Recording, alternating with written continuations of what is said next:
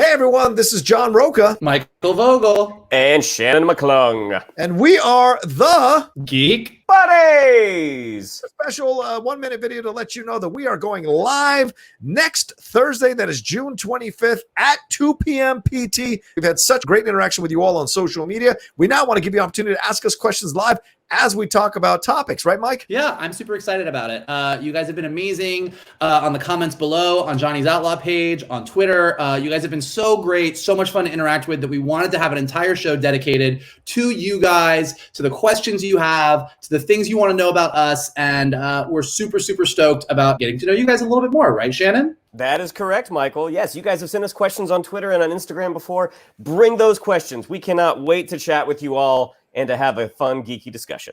There you go. You're going to be able to chime in through the YouTube chat, or some of you coming in live to ask us questions. I will be posting the link throughout the show where you can come in live and ask us a question about whatever we're talking about or whatever's on your geeky little mind. That's for sure. We're going to have fun. All right. Well, that's Thursday, June 25th at 2 p.m. PT. That's 5 p.m. ET.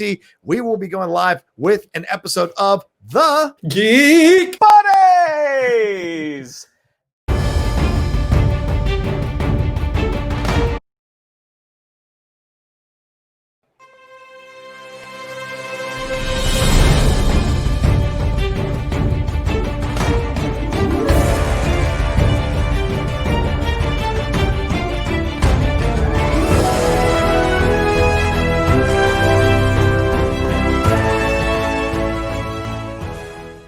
Hey, welcome everybody to another live episode of the Geek Buddies.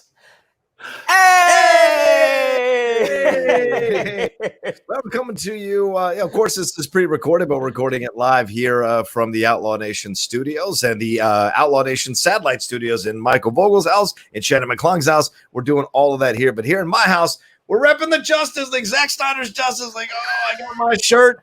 Suck it, suck it, suck it, suck it. Look at that. That's right. That's right. I could turn all the way around, but I can't right now because there's a back to the chair, so you won't be able to see it. We at the Outlaw Satellite Studio do not endorse the use of the Zack Snyder t-shirt, but we respectfully allow you to do what you want at Outlaw headquarters.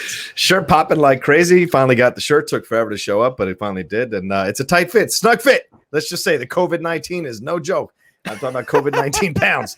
It's a snug fit for an extra large, so I'm ashamed of myself. I'll be hitting the treadmill later. Anyway, I'm excited. You're gonna go running. What's that you say? Oh, Central City Running Club. I love it. What are you wearing, Mike? Yeah, what do you got, Mike? Oh, you know, you're rocking it Disney princess style for Pride. Yeah. I like that you're wearing your microphone. Yeah. I wear it every week. Mm-hmm. Shannon. Shannon. It's here. It's here. Where? Oh, right nice. Okay, Oh. good. All right. Does it really sound that different? It does, actually. You're a lot clearer. You've said nothing up until this point. As long as you've selected it, it sounds good. As long as you've selected it on your computer, it sounds good. But anyway, I am John Rocha. I'm a writer, producer, and host here in Los Angeles, California. I am Michael Vogel. I am a writer and producer of animated TV shows and movies. And this is Shannon McClung. I'm an animation writer and a television actor where you may have seen me on Brooklyn Nine-Nine, The Goldbergs, and Silicon Valley. Yeah, and for those of you who are new to the show, thank you so much for taking a chance on us. We really appreciate it. Whether you're downloading and listening to us on the podcast channel or watching us on the YouTube channel here on the Outlaw Nation Studios, we very much appreciate that. For those of you who are returning, thank you again for staying on the train with us as we keep building and building. The numbers are rising. People's responses are becoming larger and larger. So we're getting more and more of those responses, which is great. And so keep sharing the show on all your social media and having conversations with us. We certainly enjoy that very, very much.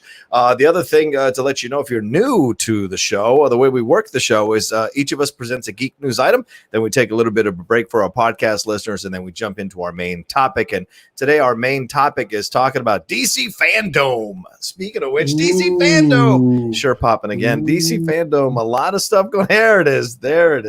So much going on at DC Fandome. That's a virtual Comic-Con in essence, and we're going to get into all of that and what we can expect.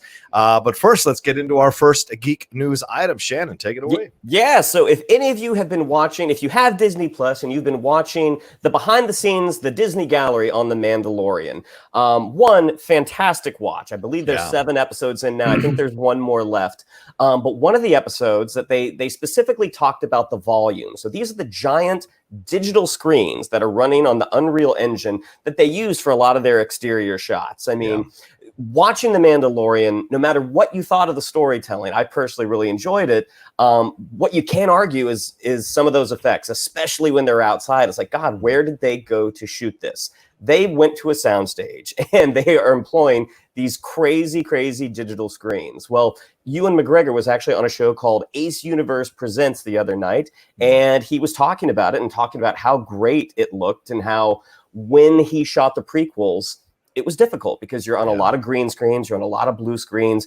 For even the most talented actors, it can be a challenge putting yourself in that environment when you're surrounded by these giant monochromatic screens. Well, he let everyone know that they are going to be employing the use of the volume for as well for his Kenobi series that is going to be on Disney Plus. Now, again, they don't only just use those screens. They make sets as well. And again, you see a lot of the behind the scenes on those sets. But knowing that they're going to be, on Tatooine, they're going to be employing this technology, it really has me personally excited for what we're going to see with Kenobi. What do you guys think? Yeah, Mikey? I think it's great. I mean, same as you said, the behind the scenes look at Mandalorian on Disney Plus is awesome. And it's one of the things that Disney Plus is doing really well. It's like, not that they just have the Mandalorian, which is definitely one of their marquee shows, but they're making the most of it by having these behind the scenes looks. And the thing that I think that is super interesting about the volume, what you said is correct. It's definitely better for actors. They can actually sit on the set and see what they're supposed to be looking at. But one of the key things that Favreau talks about that he learned from doing Jungle Book and some of the Lion King and some of the other things that he did is one of the hardest things when it comes to green screens and digital effects is getting the lighting to work. That's one of the hard things that you do, that if going back in post-production, and this is what you have to do when you have a green screen, if you don't handle the lighting, you have to go in and digitally handle lighting. And when you digitally handle lighting, it never works quite as well. And part of what makes the volume really unique, as opposed to being very actor friendly, is that the lighting is actually able to be sourced from the right direction. So if you're watching a Tatooine sunset, for example, the light, the hue, the intensity, everything is coming from the right way. And so the actors are actually being lit the way they're supposed to be lit. And they actually make the remarks with Mandalorian that they made the most of it by having your main character literally someone who is a reflective surface. Like, his armor actually is reflective. And rather than having to digitally make it look as good as they could, they actually have something that made it look much more grounded and real. They even talk about the fact that when they were like announcing something to Disney executives or shareholders or something about promoting The Mandalorian, Favreau and Filoni were like basically sitting on the set in the volume in this tiny little area, and somebody thought they were on a massive soundstage. It looks so real. Yeah. So I think that not only is it great that they're using it for Kenobi, but if you read up on this or when you watch it, like, this is maybe one of the bigger advances in digital technology since the blue screen and green screen. I mean, the blue screen and green screen is something we've been using for everything. We all just understand naturally that that's how visual effects work. And this idea of the volume, it's not a patented technology. Anybody could do it. You just need to know how to utilize it. And it is probably a bigger game changer than we're realizing it is right now. Yeah, certainly when you watch the behind the scenes of that Mandalorian series, you get these directors who are like absolutely blown away by this technology, excited by this technology. They feel like they can do things that maybe they were limited in doing in times before because of financial considerations, timing, location stuff, everything like that they were limited. Plus, you're getting actors who are uncomfortable acting against sticks on tennis balls on sticks, things like that. So you've got actors that are now kind of excited to work in this world, because let me tell you something. As an actor, there's nothing that gets you more in the world of something than the right prop, the right atmosphere around you, the right clothes, all of it really does bring you into the mindset of the character. And so, Natalie Portman's talked about numerous times how working on the prequels kind of sent her into a depression when she saw her performance, because she had a hard time like making that transition and acting opposite those sticks on tennis balls. So having this kind of technology surrounding you all the time just kind of puts you in the mood of the piece, and kind of will lead to some better performances, some fantastic performances. And already we've seen some great visuals from The Mandalorian and almost every one of those episodes. And you see the kind of care that they take with the technique that they're using. So to me, this just means like, hey, if this works this well now, how tech heads are always like, well, how can we improve it? How can we make it better? So by the time they start shooting Kenobi, it might be in an even better position and might be even more advanced for them to showcase even better visuals and skylines and cinematography, angles and performances, all of it in the Kenobi series. So they would have been a fool not to use this technology. So and it kind of walks that line real quick between what was started here with J.J. Abrams' Star Wars, that idea of going back to practical effects. It is advanced effects and CGI and all that, but it feels like it's connected to a practical foundation. So for that, when you look at it, you don't feel taken out of the piece. You feel like more engrossed in the piece. And I think that's fantastic. I think that's a really good point. It's something that actually comes up again and again. Like we all look at Jurassic Park back in the day as one of the giant steps forward in CG technology, which it 1,000% is. But I forget what the exact number is, but it's under 10 minutes. There's actually under 10 minutes of actual CG footage, and a ton, like the T-Rex, the Raptors, everything, they're all practical effects as well. Like they built those things, and the blending of the two is actually what makes Jurassic Park still come to life today. And similarly with what they talk about in Mandalorian, it's the blending of the volume with practical effects, with prosthetics, with all these things that makes it real. And the other thing I wanted to say, I do think it's really cool that they're utilizing that Unreal video game engine to kind of make these visual effects work. Well, at the same time, anybody who watched like the demo for the PS5, for example, and seeing the leaps and bounds, when you see the leaps and bounds that the gaming industry is taking to make their games more cinematic, and then to see the cinematic storytellers taking those same gaming engines and utilizing them to make special effects more actor friendly, easier, more accessible. It's a really cool symbiotic relationship that I think is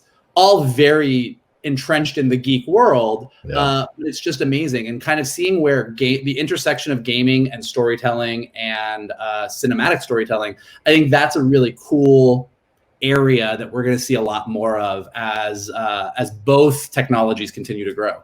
And thinking about, no matter what you thought of the prequels, I think everyone universally really liked Ewan McGregor. And to know that he did have a hard time. It was challenging to be in that environment. To give him all the tools that he needs, I think we're finally going to get the great Obi-Wan Kenobi story that some of us feel maybe we haven't gotten yet. I think that's a really good point. Yeah, and we should all be excited about that. And it probably allows Deborah Chow to dream a little bit bigger for what she wants to put into these episodes, which should excite everybody. And she's already had all the experience on Mandalorian utilizing this technology. So jumping into Kenobi, it's like she can even take it further. So that's going to be really, really cool. So we'll see. I mean, let's get back to production. I know let's make it safe to do so, but let's get excited. Do it safely. Safely. I get the point you're trying to make. All right, let's move on to our second story, and that is about the Oscars. The Oscars were pushed back. This vote happened on a Monday, early Monday morning here in Los Angeles, California. All the members of the Board of Governors got together and voted on this, and they've pushed the 93rd Academy Awards from February 28th, which was actually kind of most recently the new date. If people remember, it used to be in March, I think, and they moved it to later on in February to kind of capture the time when these movies had screened and it was done and people were excited to see the awards shows. And they've moved it to April 25th now. So this is next year, April 25th. The Oscars will apparently be happening. It's on a Monday. And the eligibility for the films that could be nominated for Oscars was pushed from the traditional January 1st, 2020 end date to I'm sorry, from December 31st, 2020 end date to February 28th, 2021. So now if you're submitting a film, or if you're going to screen a film or show a film, and or because now they're making them available digitally for Academy Award voters, you have until February 28th, 2021 to be considered for a nomination for the Oscars. Also, and this is not the first time they've done this. They did this, they delayed it for the Martin Luther King assassination in 1968, for the attempted assassination of Ronald Reagan in 1981, and the LA flooding in 1938. So it's been a while. Since they've done this. So there we go. And this is another thing they also did, was they have guaranteed 10 Best Picture nominations. That's exciting as well. And also they've announced an initiative, I think it's called A2020, where they're going to try and have more minority voices involved in productions over there at the AMPAS, and as well on films and television sets. So certainly the Black Lives Matter, extending past the idea of police brutality. I think a lot of organizations and companies are being, for lack of a better term, woken up to this situation and are reacting in positive manners. And it doesn't feel like window dressing. This feels like actual organic systemic change that they want to make. They know it'll take some time, but it seems like the Academy has been moving towards a more diverse body, and a body that represents more women in it as well. So you're getting a more complete point of view from people in the world represented here through AMPAS and through the Academy Awards. And we all know this is at the end of the day, it's all about trying to make the Oscars somewhat relevant again, trying to get the ratings back up again, trying to get people excited about the Oscars again. So hopefully all these moves will lead to that. But you can't, in my opinion, you can't fault their efforts to try to make these changes. But let me ask you guys this. You hear all this. Is this just an obstinate desire to have the Oscars? Like, are they just so unwilling? We just had Star Wars Celebration canceled. Are they so unwilling to cancel the Oscars because they fear that people will just 100% lose interest in it if they miss 1 year? I don't think that they're necessarily worried about, if you miss 1 year, the Oscars are over. I mean, the Oscars are the Oscars people are going to watch. I think that this is not the year to get people more excited. I don't think anybody really, we are the biggest nerds in the world, and we always love watching the Oscars together, and we always love debating the best pictures. I don't care this year. Mm-hmm. There's too much other things going on. Like this is look, I think it's great. I think pushing it back is smart. I'll be curious to see what gets nominated. I feel like I saw like 2 movies in 2020 and that's it. The nominees are Scoob and Trolls and that's all we got, and The Invisible Woman or The Invisible Man. But yeah, like I think that it's just like this is not the year where I think things like awards are going to be top of mind for anybody, even for the people that it usually is a big part of. Now, that being said, I think everything else about trying to bring more diversity to the super white Oscars and change the perceptions of the industry, and actually more than changing perceptions, actually making significant change, which is the real thing.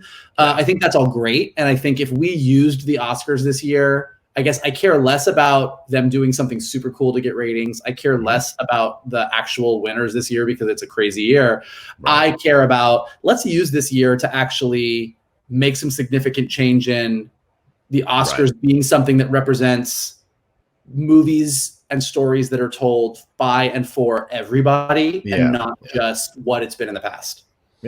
Yeah, I mean, and they're coming off a year where Green Book won Best Picture. So I do think delaying it, obviously it's smart. And again, we don't know what April is going to look like. You're depending on what news outlets you read, you're hearing like cases are starting to spike as parts of the country maybe tried to open up too early or tried to open back up too early. But yeah, I do think even if there's no big ceremony, we'll get some sort of Oscars presentation. Delaying it a couple of months, I think that's smart because, there was about a, 4 to 8 week period where everyone kind of hit pause. And it's like, we don't know what's happening right now. And then we found out that they're going to include movies from streamers, like Greyhound, the Tom Hanks movie, that's going to Apple Plus, The Five Bloods, which is on Netflix right now. There's easily some Academy Award winning performances in that film. So now that I think they know what the landscape is, like, all right, this is what we're shooting for. Do we want to put it out in the theater? Do we just want to put it out on streaming? I think that delaying it was the right move. And truthfully, a lot of people that vote for the Oscars watch them at home anyways. They get screeners. It's true. It's true. I'm going to tell you what. If they want to get some good advice, I'm going to give them 2 good pieces of advice. Okay. They come to me. Advice number 1. I love a movie montage. You give me a movie montage, I don't care. Is it the comedies of is it Hollywood's comedies? Is it the best stories about the Black experience? Is it the best stories about the queer experience? Is it an animated montage? John Hughes, I don't care. Give me a montage. You don't bring an audience together. We're in a second spike. Montage. Second piece of advice. Yeah. You want to know how to take a live show and do it in a not live format. Go watch the season finale of RuPaul's Drag Race this year, which is usually a live show with performances on stage, and they did it all virtually, and it might have been better than the live performance shows. So go watch RuPaul's Drag Race, lots of montages. That's my advice. You're welcome. Okay. Wow. Strong statement. I don't know. I kind of like it when they have to dance for their to stay on the show. I kind of like it when they're dancing on top of each other to try to stay on the show. I like that part of it. RuPaul Drag Race, no lie. But they did great dancing. See, they lip synced at home. That was the thing. You're like, how is that going to work? And it was fabulous. They had different categories of lip sync. It was good. Yeah, but they can't cross in front of each other to try to get the judges' attention, which I always like. That is true. They can't do that. But they had They did a close-up lip sync. So basically they were all like we are right now, and you could only use your face. Then they had you got to do a pre-planned lip sync, like you got to build a set in your apartment and you got to use your apartment however you wanted, and they did their own thing. And then the final lip sync was all of them lined up side by side in their apartments lip syncing to the same song. Anyways, nice. That's Oscars. I want to see this year's celebs and all nominees lip syncing for their life. That's basically the point of my story. I want a lot of Elizabeth Moss, turn to the left. Yeah, I got it. Yeah, I like it. And just to clarify the 10 Best Picture nominees situation, because I got it out of my mouth finally. That will not happen next year. Will happen the year after. It will be instituted the year after in the 94th Oscars ceremony there in 2022. So that's a good thing, the guaranteed situation. And I'm excited about that more than anything else. I mean, pushing it, and I agree with you, Mikey. I don't care. And like you said, the 3 of us, you couldn't find 3 more avid Oscars watchers who like to debate this stuff. But right now, I just don't care. Let's get through the year, for God's sakes, and let's see what happens in 2021 and go from there. But I understand the AMPAS is a big organization. A lot of people work for them. We're seeing budget cuts all over Hollywood. You guys probably don't know this, but this morning I got an email from William Morris voiceover department. They are no longer existing. So I am now agentless as a voiceover artist. They shut down the entire voiceover department of William Morris Entertainment. So yeah. We all got the email and immediately ran to the Facebook message board, and everyone was just talking about the memories and talking about how many years they'd been in that with William Morris. And my agent Eric Seastrand has now gone over to ACM Talent, so we don't know who he's taking with him and who he's not. But this is the changes. Very sorry to hear that, John. Well, I mean, it's life. I mean, I wasn't doing a lot of voiceover anyway because of this working on the sphere that I'm in now. But still, it was nice to have William Morris on the resume. But it's a shame that this has happened. But this is just symptomatic of so many other businesses, so many other things in this industry that are being cut left and right. And it's because who knew how many businesses were living paycheck to paycheck essentially and could not survive a surprise shutdown. And so this is an unfortunate situation, but hopefully a lot of businesses that do survive this are now understanding that they have to be prepared for this possibility at all times going forward. And that means saving money or putting money aside or making sure your employees have enough to be taken care of should you shut down for 6 months or a year. Stuff like that really needs to be an essential part of a business, and overpaying your executives with bonuses maybe shouldn't be the most important part of staying alive as a business. But that's neither here nor there as it is. But yeah, so all these changes, I like all these changes. Plus, they're going to put term limits on the governors that get elected to vote on these changes and measures that are happening in the academy. That's a positive as well. Used to be you could be on the member of, or be a governor on the board there for quite some time. Now they're limiting it. They want to focus on bringing more women and more people of color, and so it's a more diverse situation. So overall, I think these are fantastic ideas. Let me see if I've got this right. Yeah, it's you'll be allowed, returning governors in their third term will be allowed to complete a 9-year service before an obligatory 2-year hiatus, after which your eligibility renews for one additional and final 3-year term for a maximum of 12 years. So you can only serve 12 years on the board of governors. So that can affect like when you want to be a member of the board of governors as well. So that could be interesting down the road as they look at all of this. And the branch executive committee will also have a term limit of 6 years and a 2-year hiatus with a maximum of 12 years as well. So everyone's gonna be implementing unconscious bias training. You gotta love that term, unconscious bias training, which means, hey, I didn't know I had white privilege, or hey, I didn't know I was being a racist, or hey, I didn't know I was being, stopping people from being hired who are people of color. So that's what they call that, unconscious bias training. I guess that's a nice legal term to cover things up. I mean, unconscious bias is real. Getting people to embrace it and understand it in a training course. We'll see how that goes. It's good that they're trying to do that. We'll see. I agree. Yeah, we'll see. I think that's good. When I picture the board of governors, I picture a bunch of old white men in a smoking room, like with monocles and tuxedos on. So I feel like any of these changes that are going to get us out of the you have 20 Churchills in the room as well. basically what I'm picturing. Lots of cigars. Yes, of course. Yeah. Mike, are you picturing Jekyll and Hyde right now? Because they have that song, "The Board of Governors to the..." No. In Jekyll and Hyde, that board of governors is super creepy and scary. That makes me think of like Michael Jackson's Thriller. Completely different visual. I think the best picture should be Green Book. There it is. That is what I picture. So the more that we can do to get away from that, the better. Into the Spider-Verse. Ridiculous. Anyway, well, speaking of musicals, Michael, you were at a no, that doesn't make sense. I was trying to say something and I just fumbled with it. But Michael, I was being unconsciously biased. Michael, you were on a panel for one of these virtual panels for Comic-Con that's coming up here, addressing the LGBTQ representation in animation and other media. Talk to us about this as your Geek News item. What was this all about? Yeah, it was super cool.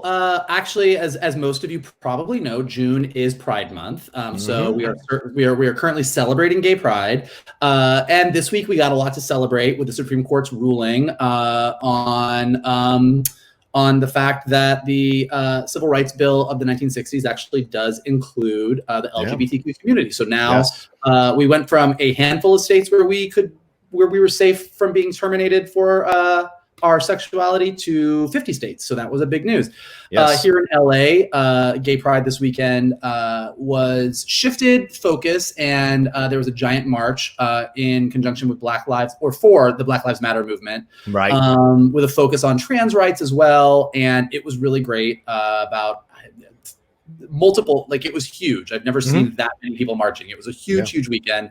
And Johnny, to what you were saying, I was asked, Prism Comics, because Comic-Con is not happening this year, we're going to be doing a lot of virtual panels, and some of those virtual panels are being recorded ahead of time so that they can be edited and packaged and delivered to the Comic-Con team. So our friend and geek buddy Court Lane, animation executive, who's most recently was at Marvel Animation.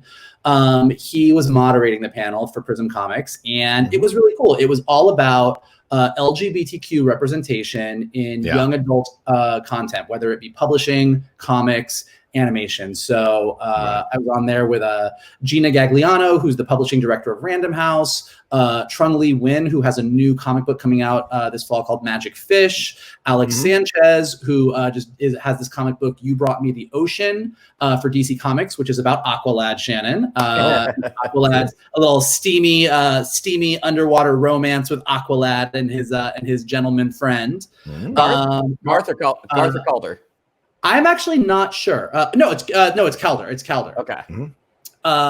Marco Tamaki, who Eisner nominated for Harley Quinn Breaking Glass, Brittany Williams, who wrote Goldie Vance, and Noelle Stevenson, who most people know from running She-Ra, Princesses of Power for Netflix. So it was a really, really cool panel. It was a lot of fun, and yeah, just a lot of talk about furthering representation of queer people in younger age content.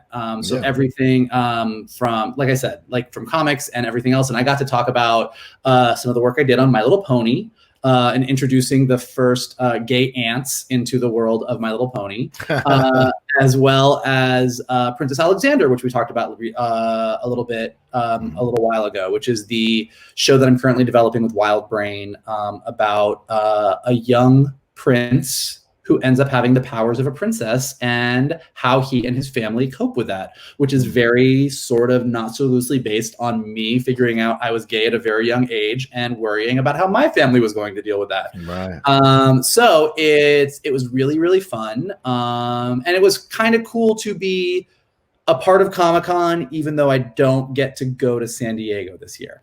So yeah, it was neat and fun to sort of celebrate queerdom in geek content together. It's my two favorite things to talk about. Did it feel weird because you don't have fans coming up to ask questions? You're just essentially having was it a Zoom meeting? Was that basically what it was? So you're essentially having a Zoom meeting for other people to consume, but people couldn't watch it live, right? Right, and I don't know if Comic-Con is doing a mixture of those things or not, but I mean, I think for a lot of the panels, and it does feel different, and it was kind of, I wouldn't say disappointing because I knew it wasn't going to happen, but I will say, having done my fair share of Comic-Con panels in the past for Spider-Man and Transformers and My Little Pony, the question and answer part is actually my favorite part. Like that's actually where you don't quite know what's going to get asked. It's where the funniest moments happen. And that's always the best part to me. And so it does kind of suck that doesn't happen. It's one of the many things that we won't get this year by not being able to go down to San Diego and be nerds for 5 days. But I still think it was great that not only that panel exists, but I actually remember the very first Comic-Con I went to, which I don't even know how long ago that was. I don't even want to guess, but I've been going to for a long time. But the very first time I went to Comic-Con, I think I just went in for one day. We did a day trip down to San Diego, and the only panel that I went into was actually an LGBTQ gays in comics panel, where there was a handful of gay people and queer people up there talking about gays in comics. And at the time, that was very limited. And so it was kind of nice to be able to be a part of a panel for this year's Comic-Con, where not only did I get to be a part of that queer community that's talking about representation, but also through me talking about My Little Pony or talking about Aqualad or She-Ra or Mariko's Harley Quinn comic, but like all the facts that like queer creators, queer artists, queer writers are represented in much higher profile projects, and those higher profile projects have queer characters in them. And that like made me feel really good. Like, even though this has been a weird Pride and it's going to be a weird Comic-Con, like that was a good feeling. Yeah. So they did have like a Q&A set up for you guys though, right? No, I mean, there was no one to queue. There was no one to queue for us to A. Oh, so it was what I was asking, Gotcha. Like it was just a very much straightforward, like we're gonna record this as like a like the Mandalorian thing. I mean, not that we were in person sitting around a table, but it's like we're gonna talk about a thing, right? And people can consume it, but it's not like they had people lined up to sort of pop into the Zoom and ask questions, which I mean, like you could do. I mean, that's a possible thing. So maybe that will happen in some capacity for actual Comic-Con, but just not for this panel. I certainly would hope so, because for our audience that doesn't know this, Michael moderated the My Little Panel Pony for a few Comic-Cons, and he is very entertaining off the cuff. My Little Pony panel. Yeah. Yes. When you would have questions. Listen, those were the best. My Little Pony questions were the best, because you would go from like a little girl, like an adorable little girl or an adorable little boy being like, my favorite pony is Rainbow Dash. Who's your favorite pony? And then you would have like a full-on brony show up, like 40-year-old dude, and he was like, So Princess Celestia and Princess Luna rule all of Equestria, but there is a mayor in Ponyville. So is this a monarchy or is there a system of government? What are the branches of government and how does it work? And you'd be like, oh, we're going to get deep. All right, let's do it. Let's do it. So it was always very exciting. Agreed. That was not just my brony voice. That is my all geeks voice. That was not a knock at specific bronies. That is the voice that I use for any geekdom when I am. What have you done? What have you done? Yeah, I know. It works for any. It works for any. Yeah. When I was reading Lord of the Rings, Gollum was portrayed as a. I guess like in my mind, Kermit the Frog is just a fan of like everything. So I just go to my Kermit the Frog voice. I can verify that he actually uses the same deep voice as well for any male character he speaks about. I use the same male voice when I tell stories for you and my dad. Your dad. Yeah. But I think that's it. Well, Shannon sometimes you do Shannon. Oh, Shannon is more like, hey, I got to tell you this, guys. I am a real big fan of Aquaman, and I really like my Flash t-shirt today. I've got notes. I think I got notes. I don't know about you, Shan. Yeah. Next. Next. What else have you got? What else have you got? I think it's great that you were doing this, and I also think it's great that you've seen the progression of the LGBTQ representation in comics and animation and media, and you're still getting the pushback. You're still getting people sending you emails, sending you letters. But I love the fact that creatives and the executives who are approving this stuff and the studios who are approving this stuff are comparatively more open than they have been before for this kind of stuff. And they're willing to wade into the pool a little bit more and have these characters pop up and show up in their media and represent them correctly, not just as stereotypes or throw them in as token characters. They actually want these things to be fleshed out. And we're seeing that happen in Black Lives Matter as well. A lot of entertainment people are stepping forward who are, Black or people of color to say, hey, I'm tired of being the best friend. I'm tired of being this character you throw in to facilitate the white lead. Like there's a lot of revolution happening about this kind of stuff. And certainly the timing of Black Lives Matter to coincide almost, I don't know if it was intentional or unintentional, but certainly the timing of it works really well to coincide with Pride as well, to groups who feel disenfranchised by the overall society getting a chance to come together and support each other in the marches and in their grievances. So I think it's great. Well, I mean, one of the things that's unique about the LGBTQ community is that's where intersectionality happens. So whether it's women's rights or Black Lives Matter or immigrants' rights or any group, like the LGBTQ community intersects with all of that. And that's why the Black Lives Matter march this past weekend in Los Angeles had at least a slight focus towards the Black trans community, because Black trans women are more likely to die than almost any other demographic. And in fact, 2 Black trans women just died in New York. I think a Black trans woman died in Tallahassee in the past week. So it's a huge problem. And so as we elevate systemic racism in our country, and as we elevate all these other issues, seeing where that intersects with the LGBTQ community is a big, and the other thing you said, Johnny, that I think is really true, and we talked about it on the panel, and I know that we all 3 talked about this a few weeks ago, is that idea that getting, whether it be Black characters of color, queer characters, not just to be the best friend all the time, but to actually be the lead in the show and to actually be core characters. And one of the things that I focused on in this panel, which I'm sure we'll post when it comes out, is actually not being afraid to have queer characters in very young shows. I think that there's always this idea that you shouldn't have a queer character until it's like old enough to be like, oh, well, it's a bit more mature. And this idea that being queer is somehow like adult, or you're talking about sexy things. And I was like, no, like, that's kind of one of the reasons I wanted to create Princess Alexander, was to tell a story that isn't even about romance yet, because long before I kissed a guy or asked a guy out on a date or had a crush on a guy, I definitely knew there was something different about me and wanted to really explore that. And so I think it's going to be really cool. I hope you guys all listen to the panel when it comes out, and yay, happy Pride, and lucky me to have such amazing allies as this guy and this guy. Thank you. It's very kind. And the I agree with you on these things these characters have to start showing up in younger and younger entertainment, because younger and younger entertainment are like people in real life at young ages are seeing this with their family members, with their in their worlds, and they've been exposed to so much other stuff way earlier than they supposedly should be exposed to. But if you have proper parenting or you have proper guidance, you can negotiate any kind of situation that pops up to explain it correctly. You know, and along those lines, I don't know if you guys saw this week, but Kari Payton, who who's awesome and a great guy, and I think a lot of us have worked with, and most people probably know him from Walking Dead. Yeah, he just announced on social media this week that he has a trans child as well. His trans son Carter. Yeah, and he announced it on social media, and it was honestly just like a beautiful post. So definitely go check that out. It was amazing. But to your point,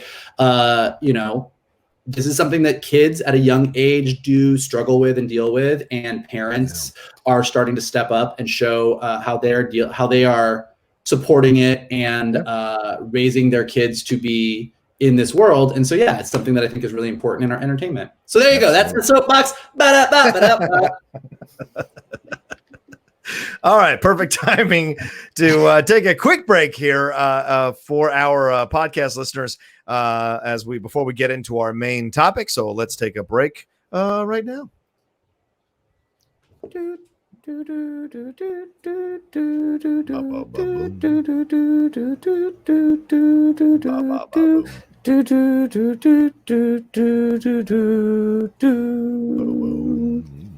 Cha-cha-cha. And we're back. I was literally waiting the whole time. I was like, where am I gonna? I'm just gonna cha-cha-cha. I'm gonna cha-cha-cha at the end. I'm just gonna cha-cha-cha. I mean, cha-cha-cha. All right. So any Moulin Rouge fans out there? That was Moulin Rouge. If you didn't know what we were doing. That's the only 10 minutes of the film that I like is that opening. Anyway, so our main, so that's true. Our main topic today is this on the heels of what Michael just presented, this virtual panel for a Comic-Con. For Comic-Con, rather, that's happening this year. DC Fandome was announced yesterday. Some people are calling it DC Fandome. A global experience is how it's being pitched. Yes, I'm not joking. This has been the trend online, which I thought was really funny. But yes, this is a very interesting thing that's happening that Warner Brothers is doing. And there's a number of articles that are speculating what is going. Are you giving me a face? I can't see right now because I'm looking at an article. That's my okay.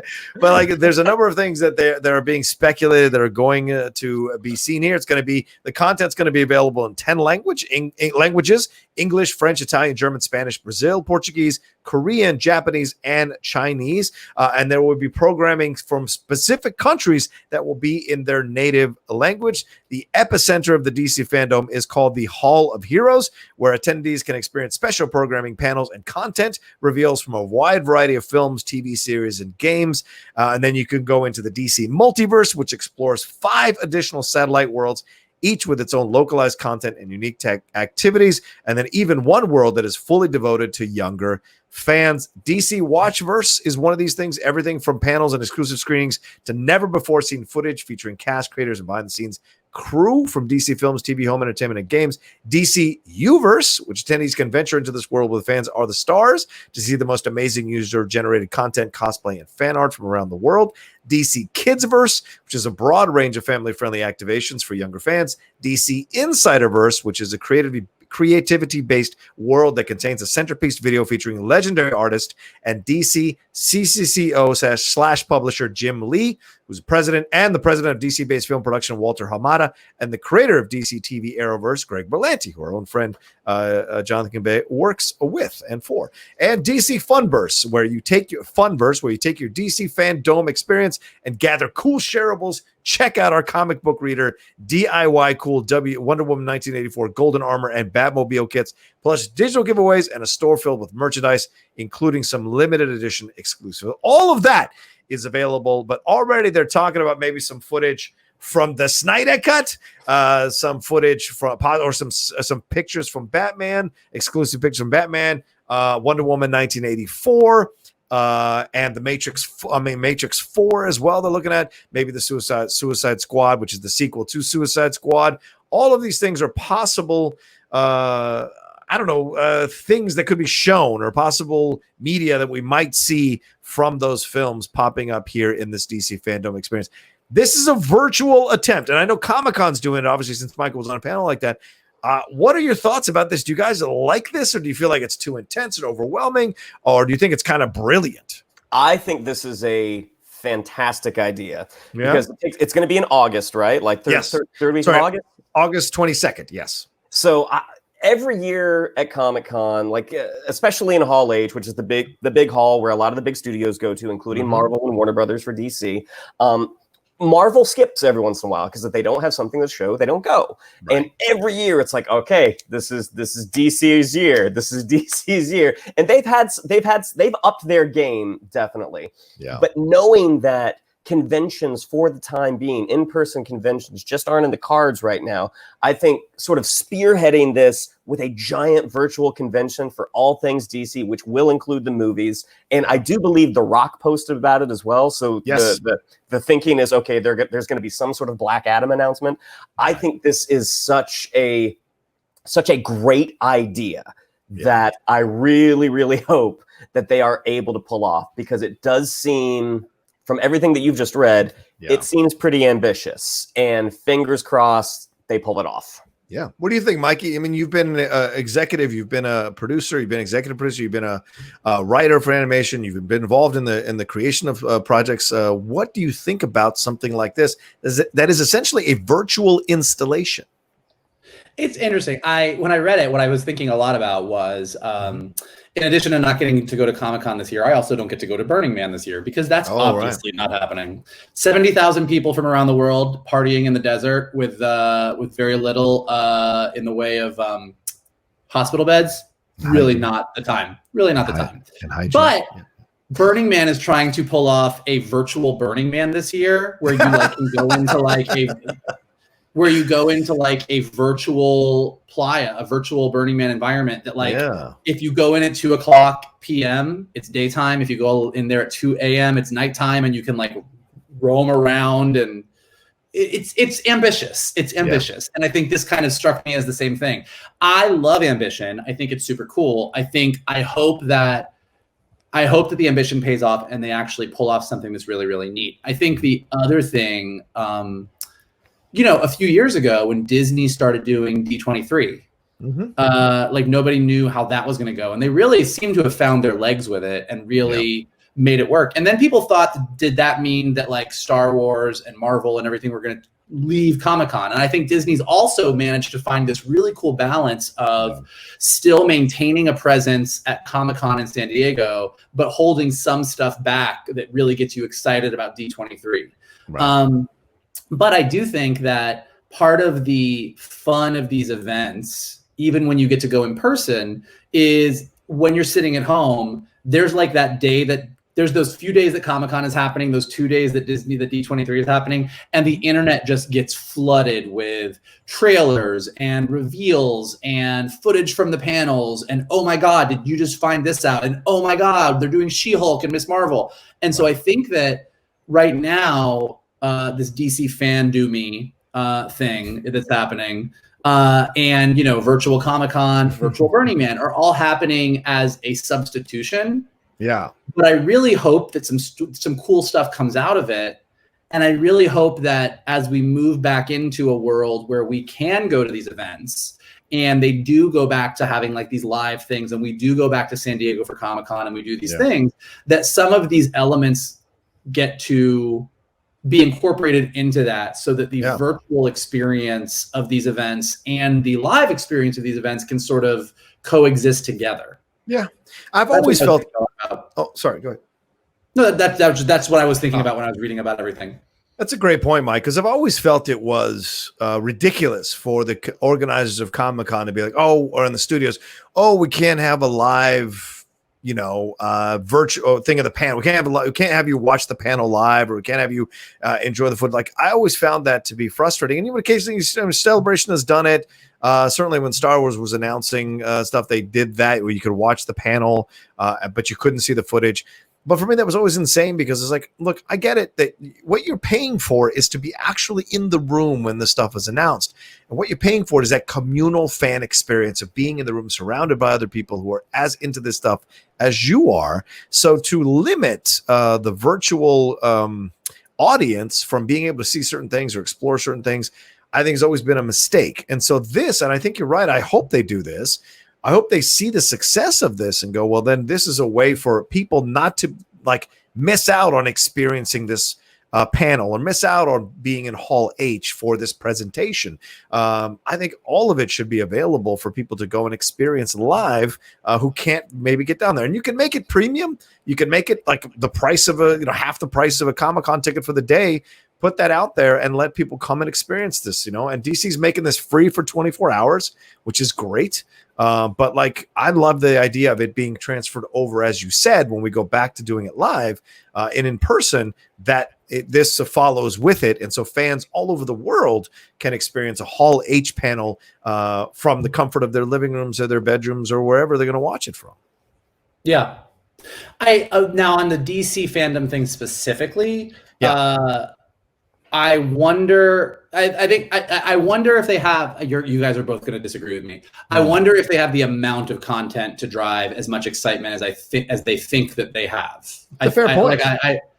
I'm curious about that. I would think between the movies, the television, the comics, and the games, and the stuff specifically directed at sort of like the preschool audience, I would think they would have more than enough. Okay, but that's just me. Well, I mean, you've got like Scott Mendelson in Forbes, which is an article I sent you guys to kind of complement this story. He mentioned some things that we could see, and I want to run them down real quick and see what you guys think. That we could see an announcement for the release date for Zack Snyder's cut of the Justice League, which is currently timed at possibly 4 hours.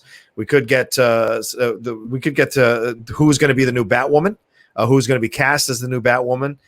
We could get that announcement. We could get an announcement about the 6th season of Lucifer, a new trailer for Wonder Woman 1984, some confirmation about Henry Cavill being in future DC films, posters, art, and screenshots from any of the DC films that are coming, some update on Flash, possibly, and Harley Quinn as well. So all that is just like a little bit on the surface, but then you probably have all the other animated series, the comic books, all that can roll through this as well. And of course, Warner Brothers films, since, HBO Max is Warner Brothers and DC, all that stuff combined, and Studio Ghibli, maybe Criterion, like who knows the places they'll go with this, but I'm sure I hear you, Mike. Is there enough content? I think the key to that is to make the experience so immersive that you're not going to be there for 24 hours, right? You're going to be there for like 3 or 4 to get what you really, really need, and you roll out, Yeah. Look, I'm excited about it. And I really think I think the fact, this is like my hope, and we'll see, but it feels like the fact that they're even going through with all of this makes it seem like they have a lot to be excited about. Yeah. Like, I think if you just had a bit of news here and a bit of news there, even if it's just like, oh, here's the release date for this, and here's who's going to play the new character in Batwoman, like that's cool. But what I'm hoping is, much like Disney does with D23, it's like the fact that you're going to all of this work to build sort of these virtual halls and this whole situation is that you've got some bigger things coming out. Like, you know, that you've gained some confidence with some of the hits that you've had, and you're ready to sort of like take that next step and be like, here's what we're doing to really like bring DC to the forefront. Because as much as I make fun of Zack Snyder, and as much as I don't love all the DC movies that have come out thus far, I would love nothing more than to be as excited about DC as I am about everything else. Yeah. What about you, Shan? Yeah, I would think they definitely have some bullets in the chamber. That would be my guess, because just in terms of having footage in the can, they've got 3 movies: Batman, Suicide Squad, and Wonder Woman. They've got 3 more that they've announced, with Black Adam, with Aquaman 2, with Shazam 2, and that's just on the feature side. You announce that someone is joining the cast of something, that is news. You show a little bit of concept art from another project, that is news. And that's just on the movie side. I mean, there's still plenty to talk about with everything that's on the CW and with the comics. Right. Yeah, good point. Yeah, and I know, I mean, they had mentioned Young Justice, season 4 they're going to be talking about, so that's cool and exciting. So yeah, I think there's going to be, and like whatever's happening in the future with Harley Quinn, which is amazing and hilarious and awesome. So I think it'll be interesting to see what's going on. What do we think is going to happen with the Flash? Do we think like that's just gone? Do we think like Ezra's done? Like what are our? I think the fact that they haven't made a statement is they're just waiting for this thing to blow over.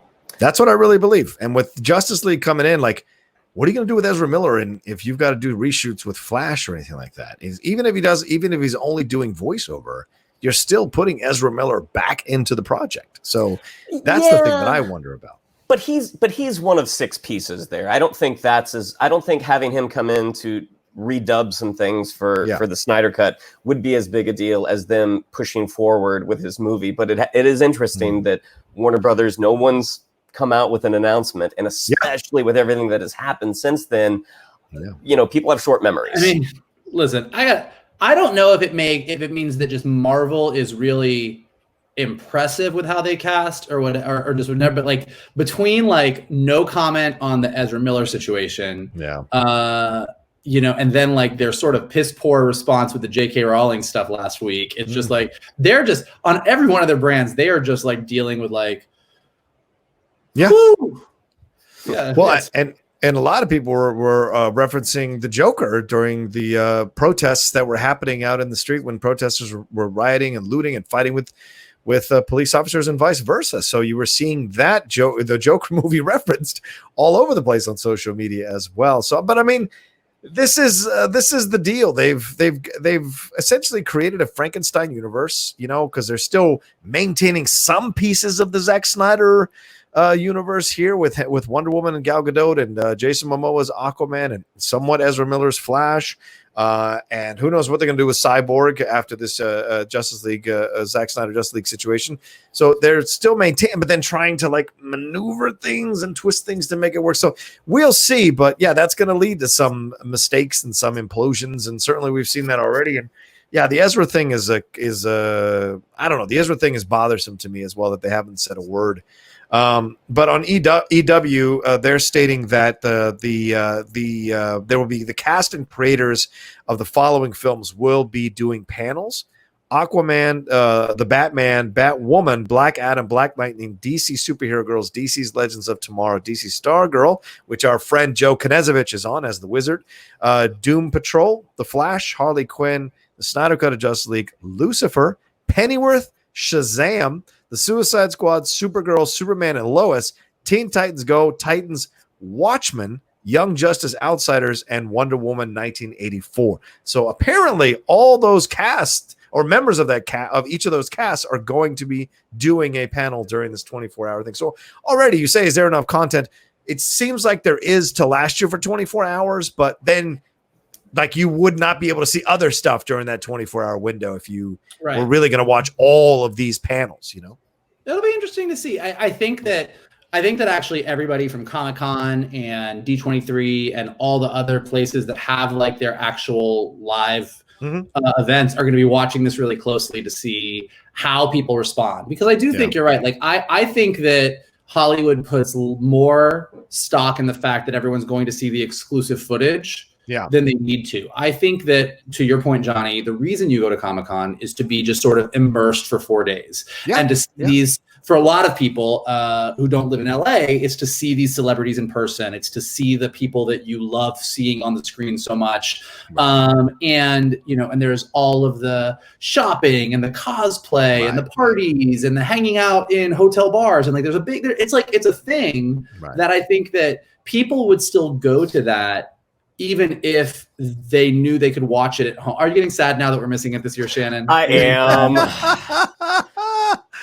Yeah, you do love it, don't you, son? Yeah, you do love it. But I think that even if you could watch these panels virtually from the comfort of your own home and see the footage and see the trailers and see the things, I think they would still get tons of traffic. I think people would still be going to things. So I think it'll be interesting to see what happens. Yeah. Well, then, when we should wrap up this main topic with one question here. Do you think this is the wave of the future? Do you think more and more studios? Do you think Comic-Con? Do you think this will allow Comic-Con to do even more stuff for people who maybe won't be allowed to get into exclusive panels like Hall H or be able to see the footage? Do you think this now kind of sparks some creativity amongst these conventions, and not just Comic-Con, all these conventions, Emerald City Con, WonderCon, all these cons that go on, to find a way to add even more content to the experience for people who can't necessarily go, and charge people for that content now? I think it could be a great addition, but when we are all able to get back together again, it should not be a substitution. Okay. I agree with that, but I would take it one step further and say, I think that by making this an addition and by having these panels available virtually in the future, which I think is a good idea, I think it would challenge these places to figure out what is the actual experience that people are paying for when they go in person. I think it kind of challenges them to up their game and say, well, if you go in person, you get this. And I don't know what that is, but like you get this experience to like make it even more enticing. And it's not just you get to see a trailer that nobody can see, or you get to see a little bit of footage, because I think that's the type of stuff that you should be sending out wide. But how do you make the in-person experience even more dynamic, more exciting, so that people want to do that, but anyone can enjoy the rest of it from anywhere? The reason it will happen that way is because there's more money on the table. I mean, to your point, like if they know that however many people they can fit into the San Diego Convention Center, which is a lot of people apparently, given our past experience. And those people are paying whatever they're paying for their Comic-Con tickets. And you keep that price the same, but you charge people $5, $10 for a 4-day virtual pass where you're going to get to see all the panels and stuff.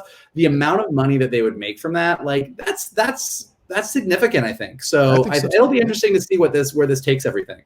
Yeah. Plus, oh, sorry. Go ahead, Shane. Oh, yeah, I was going to say with the big exhibition halls, especially, unless they're showing you something like footage, generally they let you record. They let you have at it. So if they were to decide to implement something like that in the future, making that sort of exclusive content for the web, that's something else that you would not be able to record. Right.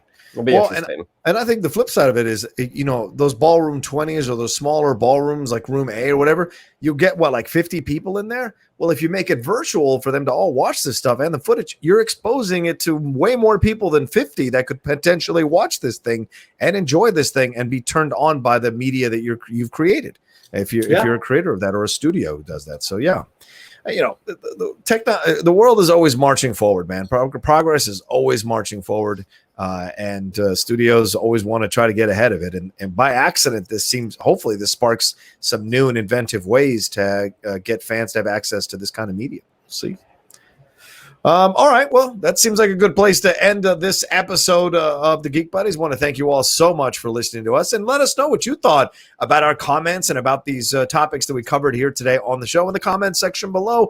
The more comments you leave, the more likes you give this video, and please give this video a like. Swing your mouse button over there. It takes you 2 seconds to hit that thumbs up button. The more likes we get, the more comments we get on this particular episode or this particular playlist of shows, that being the Geek Buddies shows. It kind of elevates us in the algorithm of YouTube. So it's important, if you're listening to us or watching us and you're excited about what we're doing here, please do that on YouTube.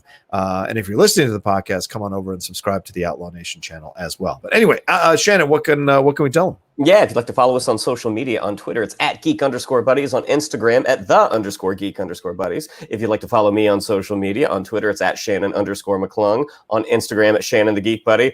Also, out here in LA, a casting director did a little self-tape challenge where she got 8,500 submissions, and I found out this morning that I'm one of the top 200. So if you go to my Instagram, you can actually see the original piece that I wrote.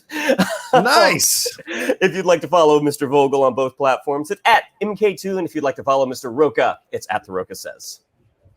And listen, until we get back to doing these live stadium shows that the Geek Buddies are so well known for, where we've been selling out literally like 30, 40, 50,000 seat theaters for you guys to talk geeky with us, we're going to have to stay virtual for a while. And you can help us out, like Johnny said, by subscribing, by liking this, by leaving comments below. If you are listening to us on Anchor or Spotify or iTunes or anywhere where you can hear our podcast, you can also just take that extra 5 seconds to rate us, give us some stars, leave a nice comment. It always helps us. The more that happens, the more we go up in the rankings. And you guys have been doing a super good job of this. Like, it's been amazing. It's been really exciting. Tweet us. retweet us, tell everybody to check us out, say, hey, have you heard these guys, the Geek Buddies? They're super dumb and ridiculous, but I have a good time with them. Like whatever you want to say, but by posting us on Facebook, by tweeting us, by sending us out to your friends, you're bringing in more listeners, you're bringing in more viewers, and it's been awesome and it's been a lot of fun. Every time we see those comments below in YouTube and other places where it's like, hey, how did I not know about the Geek Buddies? Hey, this is so great. Hey, you cheered me up during my quarantine. Like that's all great. We love to hear it. So thank you so much, and please keep doing it. Yeah, absolutely. Well, I can't echo my fellow colleagues' sentiments more. So thank you so much for all of you who love this show and keep loving the show every week. Keep supporting it. And like we said, share it with your friends and family, because you sharing it means you approve this content and you like this content, and they will be more conducive to watching or listening to it because of your approval. All right, that's it. Thank you all so much for listening to this episode of the Geek Buddies. Hey! We forgot to tell you, next week we're going live. We're going live on the Geek Buddies. Totally forgot. You know, we're caught up with my headache. I apologize. But next week we are going live on the Geek Buddies. We will have a first live show, probably about, I don't know how long it's going to be, but it's going to be fun to have the fans chime in with their questions. So look for that soon, the announcement of the actual time that we're going to do that. But we'll be live probably next Thursday. As you're listening to us now, it'll be next Thursday, and we'll do it live. We'll get questions from you. You can send in stuff, and Mikey and Shannon and I will answer all your questions and hopefully have some fun, and maybe even bring you in live into the chat to ask your questions. So what do you know? How many people do you think turned this off because we were halfway through our final A and didn't hear that? I don't know. For you people that are still here, fucking well done. Well done. Thank you. Are you still here? Go home. The show's over. Go home. But yes, actually, that's super awesome. We're very excited about our first live show. I think it's going to be super cool. Can't wait. Absolutely. Yeah, here we go. All right. Well, that's it then. That's the Geek Buddies for this week. And we'll talk to you next week for a live episode of the Geek Buddies. Take care until then.